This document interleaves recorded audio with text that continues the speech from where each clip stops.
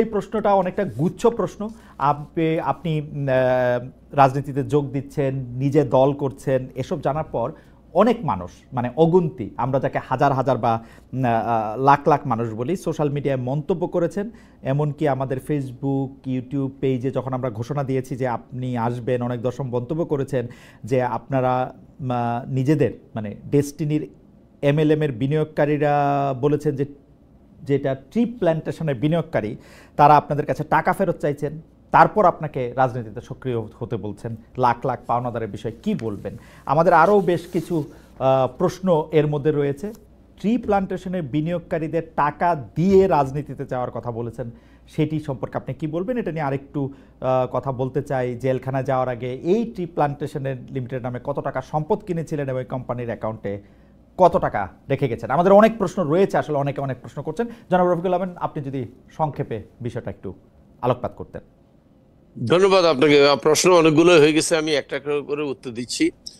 প্রথমত কথা হচ্ছে, ট্রি প্ল্যান্টেশনের টাকা দিয়ে রাজনীতি নয়, কারো টাকা দিয়ে আমার রাজনীতি হয়নি। আমার রাজনীতি করতে বেশি টাকাও লাগে নাই। শুরু করতে, আমার প্রথম অনুষ্ঠানটা করতে আমার 14 লক্ষ টাকা খরচ হয়েছে।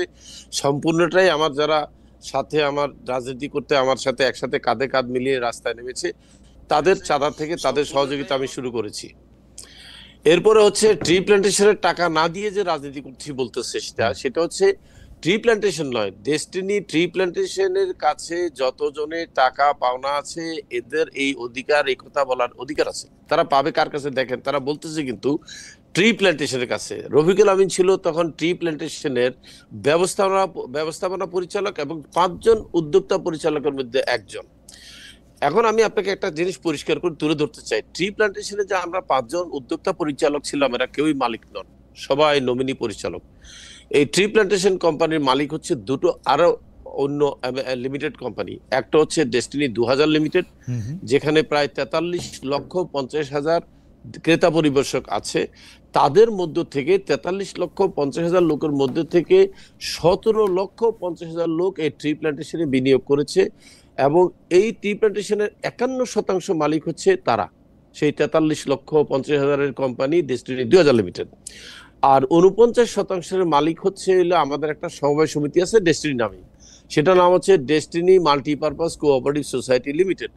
সেই প্রতিষ্ঠানের কিন্তু শেয়ার হোল্ডার আছে হচ্ছে 8.5 লক্ষ এবং শেয়ার বিক্রি হয়েছে প্রায় 1381 কোটি টাকা। সেই শেয়ার হোল্ডাররা হচ্ছে বাকি 49% মালিক। তার মানে ট্রি প্ল্যান্টেশনের মালিক না রফিকুল আমিন, না জেনারেল হারুন, না হোসেন, না গোফরান, না সাইদ, কেউ না। এখন আসেন, আমি ছিলাম সেখানে দায়িত্বরত ব্যবস্থাপনা পরিচালক। আমার থাকা অবস্থায় বিনিয়োগকারীরা বিনিয়োগ করেছে, এই কথাটা সত্যি, এবং সেই দিক দিয়ে কিন্তু এরা সবাই ট্রি প্ল্যান্টেশনের কাছে মেয়াদ আনতে মানে মেয়াদ পূরণ হওয়ার পরে গাছ প্রতি 2000 টাকা লভ্যাংশ পাওয়ার চুক্তিতে আমাদের কাছে তারা বিনিয়োগ রেখেছে। কথাটা বললে একেবারে অশুদ্ধ হবে। তারা আসলে গাছের চারা কিনে সেই গাছের চারাটা আমাদের জমিতে রেখে 12 বছর পরে গাছ কর্তন করে, গাছের দাম চাই আসুক, 12 বছর বয়সী মেয়েদের গাছ 2000 টাকা কিন্তু ওদেরকে দিয়ে দিতে হবে, যিনি কিনেছেন ক্রেতা, আর বাকি টাকাটা থাকবে ট্রি প্ল্যান্টেশন কোম্পানির কাছে।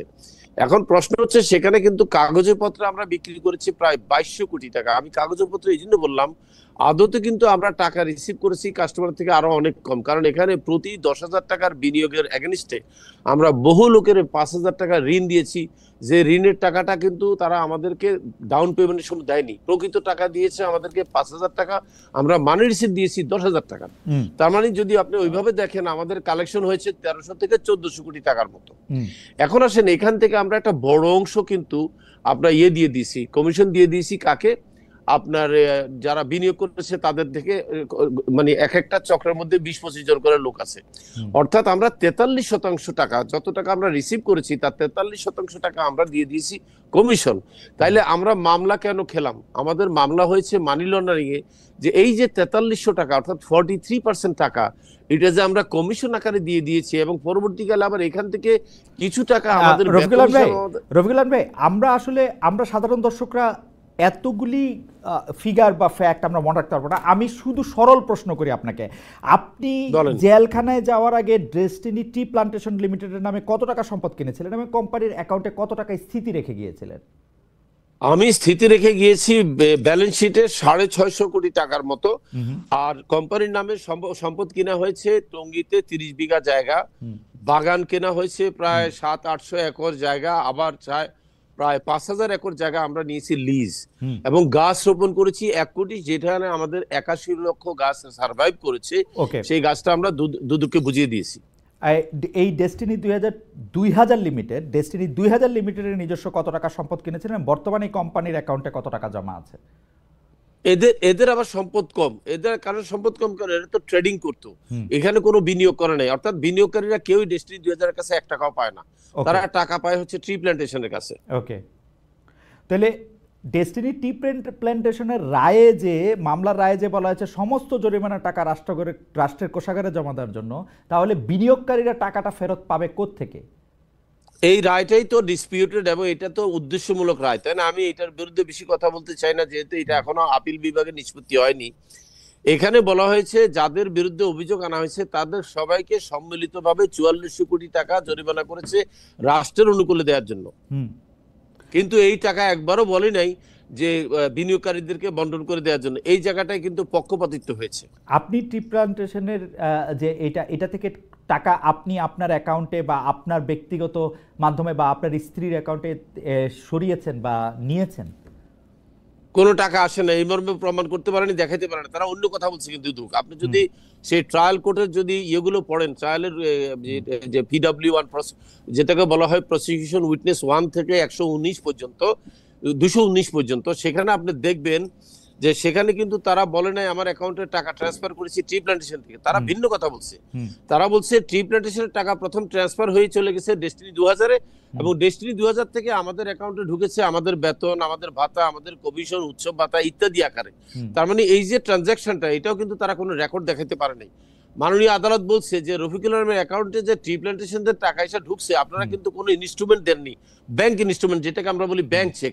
তারা বলছে এটা জমা দেওয়াটা খুব ডিফিকাল্ট, এটা সম্ভব না। তার মানে কি আসলে কিন্তু কোনো কিছু প্রমাণিত হয়নি। কারণ আপনি বলবেন তাহলে রায়টা কেন হলো? রাও তো গতানুগতিক ভাবে তৈরি হয়ে আসে একটা মন্ত্রণালয় থেকে, তাই না? কিন্তু জনাব রফিকুল আমিন, আমরা কিন্তু দেখেছি জেলখানায় বসে, মানে আপনার বিরুদ্ধে এটা আপনি আমাদের জানাবেন এটা সত্য কি অসত্য, আপনি 170টা কোম্পানির অনুমোদন নিয়েছেন যখন আপনি জেলখানায় চেয়েছিলেন, এবং অনুষদের ব্যবহার করে পরবর্তী সেই কোম্পানিগুলি ব্যাংক অ্যাকাউন্টের টাকাগুলো, এটা অভিযোগ, তাদের থেকে নিয়েছেন 100 থেকে 1800 টাকার ডিভিডেন্ড দিবে বলে আমরা দেখেছি। কিন্তু যে আপনি জেলখানায় বসেও নিয়মিত মিটিং করেছেন, ফোন ব্যবহার করেছেন, এটা কি সত্য? না, এটা সত্য না। আমি বলি ঘটনাটা কি হয়েছে আপনি শুনেন। প্রথম কথা হচ্ছে 170টা কোম্পানি, এটা সম্পূর্ণ বানানো, কাল্পনিক। 1400-1500 কোটি টাকা নিচ্ছে, এটাও কাল্পনিক।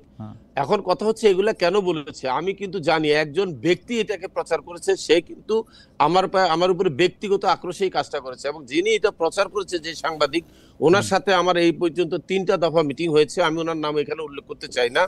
উনি আমাকে আশ্বস্ত করেছেন যে ওনার এই ভুল ব্যাখ্যার কারণে আমার যে ক্ষতিটা হয়ে গেছে, আমি ওনাকে ইন্টারভিউ দিচ্ছি। কিন্তু ওনার সাথে আমার 3টা ইন্টারভিউ হয়ে গেছে, 4র্থ ইন্টারভিউ খুব সম্ভবত আপনার 12 তারিখে হবে। সেই ইন্টারভিউর পরে উনি বলছে যদি আমি ওনাকে পজিটিভলি কনভিন্স করতে পারি, তাহলে উনি যে ক্ষতিটা হয়ে গেছে আমার ওনার প্রচারের কারণে, উনি ওটাকে সংশোধন করে নেবে। উনিও বুঝতে পেরেছে এটা একটা ভুল প্রচার হয়ে গেছে।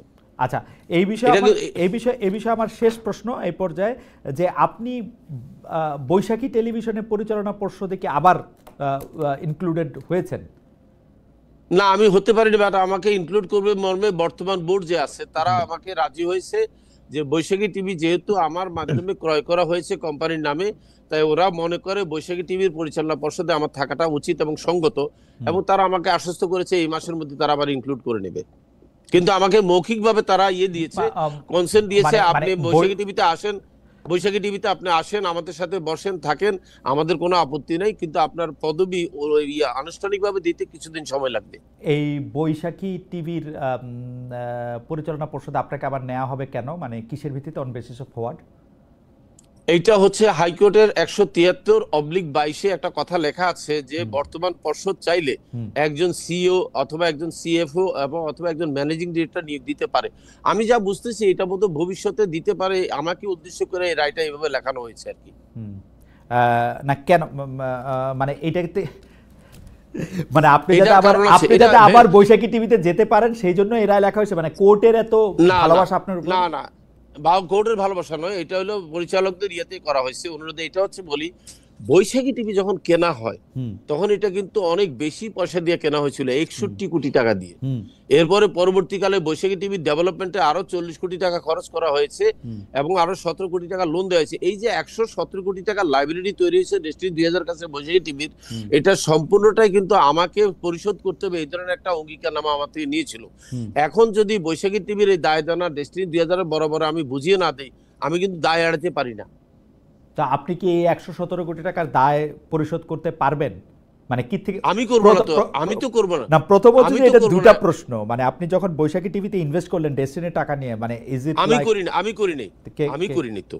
কে কে সরাসরি ডেস্টিনি করে, সরাসরি ডেস্টিনি আপনি করেছে। তো ডেস্টিনি ছিলেন, ডেস্টিনি ইউ আর দি না, ডেস্টিনি। না না, আমি শুধু ডেস্টিনি বললে হয় না। আপনি ভাই মহিউদ্দিন ভাই, আপনি জানেন এটা লিমিটেড ফার্ম। এখানে আমরা 12 জন ছিলাম পরিচালক, আরো 37 জন শেয়ার হোল্ডার, সবার কনসেন্ট লাগে সবাই তো এখানে। আমি যখন বলেছি যে হ্যাঁ আমি বৈশাখী টিভি কিনতে আগ্রহী, তখন তারা বলেছিল এটা অত্যন্ত ঝুঁকিপূর্ণ বিনিয়োগ। ঠিক আছে, আমরা বিনিয়োগ করতে পারি, আপনাকে দায়বদ্ধ থাকতে হবে, আপনি প্রতিষ্ঠান চালাবেন, আপনাকে আমরা নিয়োগ দিচ্ছি নমিনি পরিচালক হিসাবে। আমি সেভাবে চলে আসছি, আমার সাথে আরো 2 জন পরিচালকও দেওয়া হয়েছে। কিন্তু ঘটনাচক্রে যখন আমি জেলে চলে যাই তখন বৈশাখী টিভি কিন্তু অ্যালাউন হয়ে যায়, একা হয়ে যায়, হুম এবং তখন বেশ লোকসানের মুখে পড়ে। এখন তারা আবার আমাকে অনেকে বলছে যেহেতু আমরা এটাকে প্রফিট অর্গানাইজেশন আনতে চাই, আমরা বোধহয় আপনাকে আবার ইনস্টল করবো, কারণ আমরা চাই যে এখানে যে বিনিয়োগটা আমাদের হয়েছে এটা হুম। যেন রিকভার হয় আপনার নেতৃত্বে, কারণ আপনার অনুপ্রেরণায় আমরা বৈশাখী টিভি কিনেছি। ওকে, আমি প্রশ্নটি করে রাখি, কিন্তু আপনার জবাবটি পরে আপনার কাছ থেকে নিব, যে এই ডক্টর ইউনূসের ক্ষমতায় আসা এবং আপনার কারাগার থেকে মুক্তি পাওয়া দুইটা কি কাকতালীয়, নাকি আপনার সাজা খাটা শেষ হয়েছে, আপনি ফিরে এসেছেন, অনেকে বলছেন যে আপনি আদালতকে প্রভাবিত করেছেন নানাভাবে, আপনার বিরুদ্ধে যে অভিযোগ হয়েছে না, সেই এটা না, অভিযোগ বরং আমরা একটু আসি আপনার কাছে এসে শুনবো, কারণ আরো কিছু প্রশ্ন আপনার কাছে রয়েছে। আমরা একটু জনাব শওকত মাহমুদের কাছে একটু যেতে চাই, জনাব রফিকুল আমিন ভাই। আমি শওকত ভাইয়ের কাছে প্রশ্ন করতে চাই যে শওকত ভাই, এই কবি এবং চিন্তাবিদ ফরহাদ মজারের সঙ্গে আপনি যখন national committee for civil rights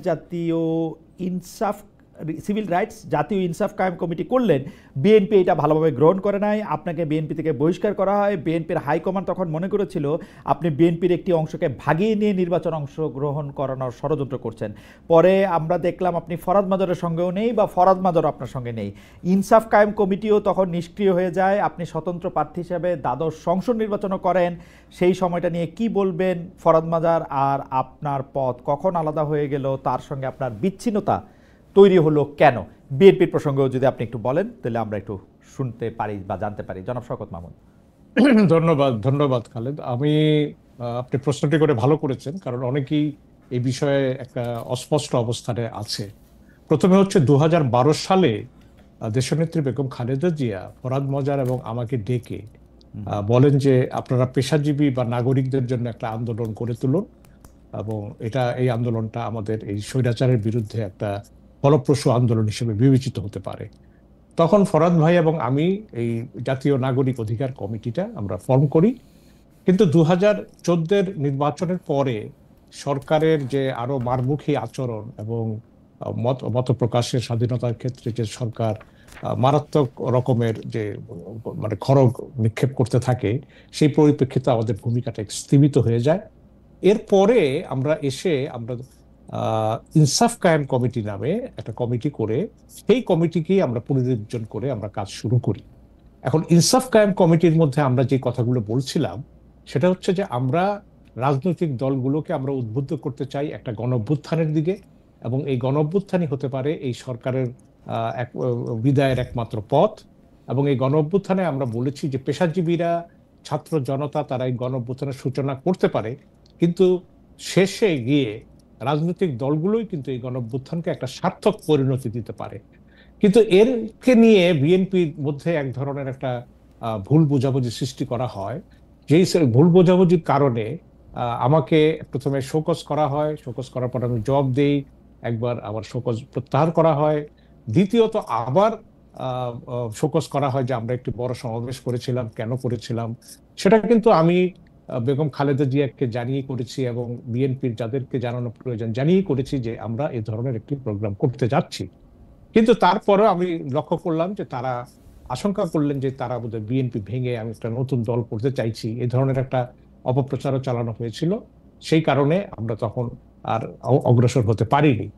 এবং আমাকে যখন 2024 সালের নির্বাচনের সময় আগে আমাকে গোয়েন্দা সংস্থা থেকে ডেকে নিয়ে আমার স্ত্রী সমেত বলা হলো যে তোমাকে নির্বাচন করতে হবে, এবং এই নির্বাচন না করলে আমার বিরুদ্ধে 70টি মামলা চালু ছিল, এবং প্রতিটি মামলা, বিশেষ করে বেগম খালেদা যে মামলার আসামি, বাস পোড়ানো, মানুষ মারা, সবগুলোর আসামি ছিলাম আমি, যে তোমাকে জেলে ভরা হবে। এবং আমাকে একটি রায়ের নমুনা কপিও দেখানো হলো, যেখানে যে রায় দেওয়া হবে যে আমাকে জেলে যেতে হবে, 10 বছরের কারাদণ্ড, এই ধরনের কিছু। তখন আমার পিছনে কোনো দল নেই, এবং আমি দেখলাম যে আমার নিজের বেঁচে থাকা, এই অত্যাচার থেকে বেঁচে থাকার জন্য আমি স্বতন্ত্র প্রার্থী হিসাবে নির্বাচন করার সিদ্ধান্ত নেই। এই সিদ্ধান্ত নিয়ে ফরহাদ মজার ভাইয়ের সঙ্গে কাছে যখন আমি আলাপ করি যে ফরহাদ ভাই আমাকে এইভাবে সরকার চাপ সৃষ্টি করছে, এখন আমি কি করব, তখন ফরহাদ ভাইও মানে তারও একটু অনিচ্ছা ছিল যে শওকত কোনোভাবে কি এটা অ্যাভয়েড করা যায় কিনা। আমি আমার পক্ষে সম্ভব না, কারণ আমার পারিবারিক অবস্থান, আমার আর্থিক অবস্থান, আমার রাজনৈতিক অবস্থান সবকিছুই এখন এমন একটা পর্যায়ে চলে গেছে যে আমি এই চাপ সহ্য করতে পারছি না। তখন ফরহাদ ভাই বললেন যে তাহলে আপনি ইনসাফ কায়েম কমিটি থেকে পদত্যাগ করেন, করে আপনি আপনার যেটা ভালো মনে হয় সেটা করেন। তখন আমি তার কথায় আমি পদত্যাগ করি ইনসাফ কায়েম কমিটি থেকে। সেই পদত্যাগ করার পর ইনসাফ কায়েম কমিটিও অনেকটা নির্জীব হয়ে পড়ে। কিন্তু আজকে যারা গণ-অভ্যুত্থানের যে সফল ছাত্র নেতৃত্ব, এদের একটা উল্লেখযোগ্য অংশ ফরহাদ ভাইয়ের সঙ্গে নিয়মিত যোগাযোগ রাখতো, এবং গণতান্ত্রিক ছাত্র শক্তি নামে তারা ফরহাদ ভাইয়ের এই বিভিন্ন পাঠচক্রে অংশ নিত, এবং ফরহাদ ভাইও তাদেরকে সেই গণ-অভ্যুত্থানের ব্যাপারে তাদেরকে উৎসাহিত করতেন, চাঙ্গা করতেন। এরপরে আমরা যখন নির্বাচনের যেই ঘনিয়ে এলো, তখন নির্বাচনে আমি যেতে বাধ্য হই, কিন্তু সরকারের সঙ্গে কোনো জয় বিজয়ের এগুলো নিয়ে কোনো আপোষ ছিল না। আমি কোনোভাবে নির্বাচনে অংশ নিয়ে আমি আবার নির্বাচন থেকে ফেরত আসি। এখন এই নির্বাচনে অংশগ্রহণ করার কারণে আমি আমাকে অনেকেই আমাকে এড়িয়ে চলেন এবং বলার চেষ্টা করেন দোষর, যদিও আমি গত 15টি বছর এই স্বৈরাচারী সরকারের বিরুদ্ধে তুমুল আন্দোলন করেছি। এখন আমার প্রশ্ন হচ্ছে, আমি যেই পরিস্থিতিতে নির্বাচনে যেতে বাধ্য হয়েছিলাম, যে সরকার আমাকে বাধ্য করেছিল, বিএনপি ও জামাত তো 2018 সালে নির্বাচনে গিয়েছিল। কেন গিয়েছিল তারা? সেদিন তো খালেদা জিয়ার স্ট্যান্ডিং অর্ডার ছিল যে হাসিনার অধীনে কেউ নির্বাচনে যেতে পারবে না। কিন্তু বিএনপি গিয়েছিল এই কারণে যে তার যে নির্বাচনের নিবন্ধন আছে নির্বাচন কমিশনে, পরপর দুবার নির্বাচনে অংশ না নিলে নিবন্ধন বাতিল হয়ে যাবে, দল বাঁচানোর জন্য নির্বাচনে গেছে, এবং আমিও আমাকে বাঁচানোর জন্য নির্বাচনে গেছি। এটা হলো এক নাম্বার। দ্বিতীয়ত হচ্ছে, এখন যাদেরকে আপনি চট্টগ্রাম সিটি কর্পোরেশনে বা ঢাকা সিটি কর্পোরেশনে মেয়র হয়েছেন, ইশরাক, শাহাদাত সাহেব, তারা কোন নির্বাচনের মাধ্যমে মেয়র হয়েছেন? তারা তো শেখ হাসিনার অধীনে নির্বাচন করেই মেয়র হয়েছেন। সেই আপনি একদিকে নিজের দলের এমপিরা 18 সালে নির্বাচন করেছেন, এবং সেই এমপিরাও সংসদে গেছে, এবং আপনি এইটা একটু জানার জন্য যে আসলে তো 2024 সালের ইলেকশনটা এমন ছিল, যারা সেই ইলেকশনে অংশগ্রহণ করেছে তারা বেশিরভাগই, মানে সেটা সাবেক প্রধানমন্ত্রী শেখ হাসিনার কথাতেও বোঝা গিয়েছে যে আমরা আসলে একটা আমি এবং ডামিন নির্বাচন চাই।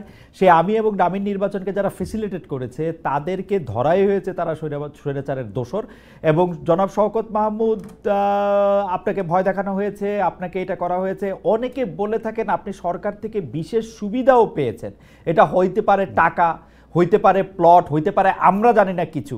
এইটার ব্যাপারে কি আপনি কোনো কিছু বলবেন, যে মানে আপনাকে আসলে সরকার? এটা আমি খুব ট্রান্সপারেন্ট। আমাকে সরকার কোনো সুবিধা দেয়নি। আমি এই আওয়ামী লীগ সরকারের আমলে কোনো প্লট নেইনি, কোনো চাকরি পাইনি, আমি বেকার ছিলাম। এবং এর আগে বেগম খালেদা জিও আমাকে প্লট দিতে চেয়েছিলেন, কিন্তু আমি প্লট নেইনি, কারণ আমি কোনো সরকারি সুবিধা পাইনি। আমার আর্থিক অবস্থান, আমার ব্যাংক অ্যাকাউন্ট ক্লিয়ার, আমার সম্পত্তিগত অবস্থান ক্লিয়ার। সরকারের কাছ থেকে কোনো টাকা পয়সা বা কোনো সুবিধা আমি কোনো কিছু নেইনি, কারণ আমি জানি যে এই নির্বাচন হচ্ছে, এটা হাসিনার শেষ নির্বাচন, এবং আমি এই নির্বাচনে অংশ নিয়ে আমি গিলটি ফিল করেছি, এবং আমাদের প্রেস কনফারেন্সে বলেছি যে এর জন্য দুঃখ প্রকাশ করি। কিন্তু এর বিনিময়ে যেসব সুবিধার কথা বলা হয়, সে কোনো সুবিধা আমি পাইনি। এবং আমি তো ওখানে বক্তৃতায়, নির্বাচনী প্রচারে আওয়ামী লীগের প্রার্থীর বিরুদ্ধে আমি তো ইলেকশনটা করেছি। তো সেই জায়গায় আমাদের যে বলা হয় যে বিশেষ সুবিধা প্রাপ্তি, যেটা 2018 সালে যখন বিএনপি নির্বাচনে যায়, সেই নির্বাচনের ক্ষেত্রে তো সরকারের সহযোগিতা ছিল বিএনপির প্রার্থীদের প্রতি। আমি তো নির্বাচন পরিচালনা কমিটির সদস্য ছিলাম, আমি তো দেখেছি, সেটা প্রশ্ন নয়। আমি ছাত্র প্রতিনিধিরা যখন আন্দোলনের শেষ পর্যায়ে ডিবির হারুন যখন তাদেরকে ধরে নিয়ে যায়, তারা প্রাণ বাঁচানোর জন্য তো ডিক্লেয়ার করেছে যে তারা কর্মসূচি প্রত্যাহার করছে। তাতে কি কর্মসূচি প্রত্যাহার হয়েছে? হয়নি, তারা আবার ফিরে এসছে। কিন্তু এই বিশেষ প্রয়োজনগুলি আমি মনে করি যে আমার কিছু কলিগ আছেন যারা হয়তো মনে করেন যে কামান দিকে করা যাবে, কিন্তু আমার বিরুদ্ধে তো সরকার কোনো মামলা প্রত্যাহার করেনি, আওয়ামী লীগ সরকার তো কোনো মামলা প্রত্যাহার করেনি। কিন্তু শওকত ভাই, আমরা আমরা সব সময় আপনাকে, বিশেষ করে গত 15-17 বছরের সরকারের যত রকম অন্যায়, যত রকম অত্যাচার, যত রকম প্রতিষ্ঠান ধ্বংস করার যত রকম উদ্যোগ, সেখানে আমরা আপনাকে সরব পেয়েছি, আপনার লেখালেখিতে আপনি সেগুলি দেখিয়ে দিয়েছেন। কিন্তু এই যে জুলাই আগস্টে গত সরকার এইরকম একটা অত্যাচার, নিপীড়ন, শোষণ, হত্যা, তারপর হচ্ছে একগুয়েমি, দেশকে একটা বিপদের মুখে ঠেলে দেওয়ার যে একটি একগুয়েমি পায় তারা, প্রাণের কথা যদি আমি নাও বলি, তো সেইটার ক্ষেত্রে তো আমরা আপনাকে খুব বেশি কিছু বলতে শুনি নাই। কেন এই নীরবতা? আপনি শোনেন নাই এই কারণে আপনি বিদেশে, আমার যতগুলো টক শো হয়েছে, আমি আপনি চাইলে টক শো গুলোর লিঙ্ক পাঠিয়ে দিতে পারি, প্রত্যেকটিতে আমি সরকারের তীব্র সমালোচনা করেছি এবং আমি বলেছি যে সরকার যে এই যে গুন্ডা লেলিয়ে, পুলিশ লেলিয়ে যে ছাত্রদের হত্যা করছে, এটাই কিন্তু সরকারের শেষ সময়, এবং যে আইকন হিসাবে কতগুলো শহীদ দাঁড়িয়ে গেছে এর কোনো বিকল্প, এবং আমরা সেখানে প্রচন্ড ভাবে কিন্তু আমি এই কথাগুলো বলেছি। নির্বাচনের ভূমিকার বাইরে এসে আমি গণঅভ্যুত্থানে পক্ষে আমি বলছি, এবং আমাদের পার্টির যে ইশতেহার দিয়েছি আমরা, সেখানেও আমরা বলেছি যে এই গণঅভ্যুত্থানই হচ্ছে বাংলাদেশের বর্তমান মানে ভবিষ্যৎ রাজনীতির একটা অন্যতম প্রধান দিক নির্ণায়ক হিসেবে গণঅভ্যুত্থানটা এসছে। এখানে আমার অবস্থান পরিষ্কার, আমি কোনো ধরনের কোনো আপোষ করিনি। আমি একটু আবার জনাব রফিকুল আমিন আপনার কাছে চাই। শওকত ভাই, আপনাকে ধন্যবাদ। রফিক ভাই, আমি যে প্রশ্নটি করে গিয়েছিলাম সেটি যদি আপনি একটু বলতেন, যে এই সরকারের আমলে কি আপনি পুরো সাজাটা পার হওয়ার পরে পার হলেন, এই সরকার পরিবর্তন হইলো বলে আসলেন, আপনি আপনার প্রভাব খাটিয়ে বের হলেন? কারণ হচ্ছে আপনার বিরুদ্ধে কিন্তু দুদক যে মামলাটা করেছে, যেটার মধ্যে অলরেডি আপনি 12 বছর আপনি কারাগারে ছিলেন, বা কারাগারে 12 বছরের একটা মেয়াদ, সেইখানে আপনি আবারও ডেস্টিনি টি প্ল্যান্টেশন লিমিটেডের আপনি সহ কয়েকজন কর্মকর্তার বিরুদ্ধে অভিযোগটা ছিল হচ্ছে, আমরা দর্শকদের উদ্দেশ্যে আবার এটা বলি, অভিযোগটা ছিল গাছ বিক্রির নামে 2,258 কোটি টাকা আত্মসাৎ, এর মধ্যে ঋণপত্র এলসি হিসাবে 56,19,19,040 টাকা, এবং পাচারের আরও $2,06,000 রয়েছে। এই বিপুল অঙ্কের টাকা এখন কোথায়, কিভাবে? পাশাপাশি আপনি এবং আপনার স্ত্রী দুজনেই কানাডার নাগরিক, আপনারা যদি আপনার স্ত্রীর যদি জামিন হলে আপনারা আবার কানাডায় চলে যাবেন কিনা? রফিক ভাই দেখেন, প্রথম কথা হচ্ছে আমাদের বিরুদ্ধে অর্থ আত্মসাৎ না, অর্থ পাচারের মামলা, অর্থ পাচার প্রতিরোধ আইনের মামলা হয়েছে। সেখানে এইভাবে দেখিয়েছে আমরা যে ট্রি প্ল্যান্টেশনে যে টাকাটা সংগ্রহ করেছি এমএলএম পদ্ধতিতে, সেই পদ্ধতিটা অবৈধ। তাই সেই পদ্ধতিতে যত অর্থ আমরা গ্রহণ করেছি সব অবৈধ অর্থ হওয়ার কারণে আমরা যত জায়গায় বিভিন্ন কোম্পানিতে আমরা বিনিয়োগ করেছি, আমরা বেতন নিয়েছি, আমরা কর্মচারীদেরকে বেতন দিয়েছি, বহু লোকের কমিশন দিয়েছি। বিশেষ করে এখানে 733 কোটি টাকার উপরে কমিশন দেওয়া হয়েছে বিনিয়োগকারীদেরকে। পুরো টাকাটাই তারা বলতেছে মানি লন্ডারিং। আমি কিন্তু 410 কোটি টাকা এনবিআর কে ট্যাক্স দিয়েছি, এটাও মানি লন্ডারিং। খেয়াল করতে হবে আপনাকে, এখানে কোনো টাকা আত্মসাৎ হয় না। আমাদের কোনো পরিচালকে আত্মসাৎ করেছে মর্মে আমাদের অ্যাকাউন্টে টাকা গিয়েছে, এটা দুদক প্রমাণ করতে ব্যর্থ হয়েছে, এটা হয়নি। এখন কথা হচ্ছে তাইলে সাজাটা কিভাবে হলো? সাজাটা হয়েছে আমরা এটার জন্য রেসপন্সিবল, কথাটা খেয়াল করেন। আমরা এমএলএম পদ্ধতিতে এই ব্যবসাটা চালিয়েছি। এখন এমএলএম পদ্ধতি কি, সেখানে বলতে চাইছে দুদকের উকিল যে এমএলএম পদ্ধতি তৎকালীন সময় অবৈধ পদ্ধতি ছিল।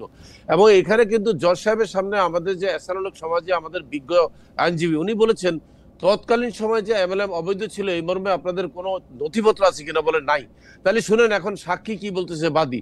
উনি বলতেছে উনি ম্যাথামেটিক্সে ইউনিভার্সিটি থেকে মাস্টার্স করেছেন, উনি ওনার জ্ঞান দিয়ে বুঝছেন যে এমএলএম একটা অবৈধ ব্যবসা। এ হচ্ছে ওনার উত্তর। আপনি বলবেন যে আমি এটা সত্য মিথ্যা বলতেছি, প্রমাণ কি? জাস্ট উনি কি বলেছে, ওনার টেস্টিফাই যে জিনিসটা প্রিন্টেড আছে, উনি তো সাক্ষী দিয়েছেন, এটাতে সব কম্পোজ হয়েছে। আপনি এগুলার কপি দেখেন, আপনারা দেখবেন হাস্যকর উত্তর দিয়েছে। তো এইখানে কিন্তু আমাদের বিরুদ্ধে কোনো কিছু অর্থ আত্মসাতের প্রচার বা হয়নি, প্রমাণ হয়নি, যেটার জন্য আমাদেরকে সাজা দিয়েছে। আমার বউয়ের অ্যাকাউন্টে কোনো টাকা যায়নি, আমার অ্যাকাউন্টে যায়নি, তাইলে কিভাবে সাজা দিল? বাংলাদেশ ব্যাংক একটা রিপোর্ট দিয়েছে যে আমি এবং আমার ওয়াইফের অ্যাকাউন্টে 11 বছরে টোটাল যৌথ অ্যাকাউন্টে 81 কোটি টাকার লেনদেন হয়েছে, কথাটা খেয়াল করেন। সেখান থেকে আমরা 71 কোটি টাকা উঠিয়ে খরচ করেছি, আর 9 কোটি টাকা স্থিতি আছে। তাদের একটা ধারণা যে এই টাকাটা এই অবৈধ টাকা থেকে আসছে। তখন আমি বলেছি এই একই টাকার ফিগার দিয়ে তো আমাকে 22 সালে একবার সাজা দিলেন, কারণ 22 সালের যে মামলা, খালিদ ভাই শুনলে আপনি অবাক হবেন, 22 সালের যে মামলা আমাকে সাজা দিয়েছে 12 বছর, সেখানে এই একই 81 কোটি টাকার কথাই বলেছে দুদক। বলেছে ওনার এবং ওনার স্ত্রী অ্যাকাউন্টে 81 কোটি টাকা ঢুকেছে, 71 কোটি টাকা উঠেছে, 9 কোটি টাকা আছে। অদ্ভুত ব্যাপার হলো একই ঘটনা দিয়ে দ্বিতীয়বার মামলা করেছে, যে কারণে হাইকোর্টে যখন আমি আপনার 2016 সালে যখন প্রাথমিক জামিনটা পাই, সেখানে রুহুল কুদ্দুস সাহেব পরিষ্কার লিখছে যে আমি লক্ষ্য করেছি যে এইখানে দুইটি মামলাতে একই মানি ফিগার উল্লেখ করা হয়েছে। যদি একই মানি ফিগার হয়ে থাকে তাহলে একই অভিযোগের জন্য দুইটা মামলা পাশাপাশি চলতে পারে না, সুতরাং তাদের জামিন দেওয়া হলো। এইভাবে কিন্তু আমাদেরকে 2016 সালে জামিন দিয়েছিল হাইকোর্ট, কিন্তু দুদক প্রভাব খাটিয়ে সে জামিনকে তারা করেছে, বাতিল করেছে এবং নতুন করে একটা আমাদের বিরুদ্ধে রায় করিয়েছে। আমরা যেন হ্যাঁ বলেন। আমি যেটা বলতে চাচ্ছি, আমাদের বিরুদ্ধে আমাদের অ্যাকাউন্টে কোনো টাকা যায়নি। আরেকটা যে বলছিলাম আমি সেটা উত্তর দিই। আমার ওয়াইফ বা আমরা কিন্তু কানাডার নাগরিক 2000 সালেও নয়, যখন কোম্পানি শুরু হয়। আমরা 93 সাল থেকে নাগরিক। এই নাগরিক থাকার অর্থ এই নয় যে আমরা পালিয়ে চলে যাব। দেখেন পালিয়ে চলে গেল বা কি, টাকা তো আমার কাছে না ভাইয়া, টাকা তো অ্যাকাউন্টে পড়ে আছে। আপনি বুঝেন না কেন? সম্পত্তির মধ্যে পড়ে আছে। আমি রফিকুল আমিন পালায় যাওয়ার কথা বলতেছেন কেন? আমি একটা সুন্দর ব্যাখ্যা দিই। ধরেন কোন একটা দৈবাত অ্যাক্সিডেন্টে রফিকুল আমিন এবং তার স্ত্রী মারা গেছে, তাই বলে কি লোকজনের টাকা তারা পাবে না? অবশ্যই পাবে, কারণ সম্পত্তি কিনেছি আমরা, কোম্পানির নামে সম্পত্তি কিনেছি, ওই সম্পত্তি বিক্রি করে মানুষের টাকা দিয়ে দিবে। আমার মরে যাওয়া বা আমার চলে যাওয়ার সাথে তাদের টাকা ফেরত পাওয়ার সম্পর্কটা কি?